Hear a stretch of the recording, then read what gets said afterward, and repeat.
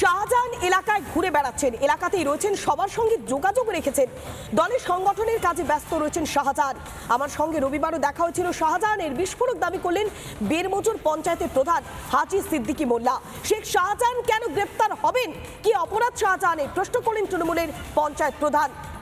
তিনি বলছেন যে রবিবারও তার সঙ্গে দেখা হয়েছিল। বিস্ফোরক দাবি করলেন বেরমজুর পঞ্চায়েতের প্রধান হাজি সিদ্দিকী মোল্লা। শাহজাহান এলাকায় থাকবে না, কোথায় যাবে? কি হয়েছে শাহজাহানের, কি হয়েছে আপনার বলুন তো?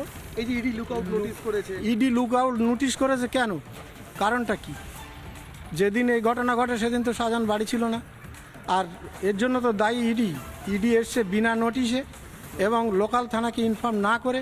ভোরের বেলায় যখন তালা ভাঙছে, তার আত্মীয় স্বজনরা জিজ্ঞেস করতে গেছে যে আপনারা কারা, কারণ তাকে পড়শিরা, গ্রামের অঞ্চলের মানুষ তাকে ভালোবাসে, সেই জন্য তার পড়শিরা কাছাকাছি ছিল, তারা গিয়ে জিজ্ঞেস করেছে যে চকরা বকরা পোশাক পরে এখন তো অনেক ছদ্মবেশে আসছে, এসে তালা ভাঙছে কেন।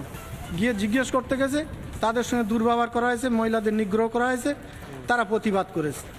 শাহজাহান তো বাড়ি ছিল না, এর জন্য শাহজাহান কেন পালাবে আর শাহজাহানের দোষটা কেন হবে? কে বলেছে লুকিয়ে রয়েছে? লুকআউট যদি জারি করে, এটা তো বিজেপির একটা চক্রান্ত। সন্দেশখালীর মাটি তৃণমূলের শক্ত ঘাঁটি, এখানে শক্তভক্ত লিডার শাহজাহান, সংগঠনটা মজবুত। তাই শুভেন্দুর দেয়া বা বিজেপির দালালদের দেয়া ইডির যে নির্দেশ করেছে, সেই ইডি এসে এখানে একটা হেজিটেক তৈরি করে একটা চাপ তৈরি করছে।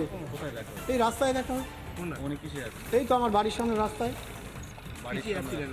উনি এমনি বাইকে চলেন। কোন গর্তে সেধে রয়েছে এই শেখ শাহজাহান তা জানে না পরিবার। এলাকাতেই আছে নাকি অন্য কোথাও? সকাল থেকে এক্সক্লুসিভ ব্রেক রিপাবলিকে।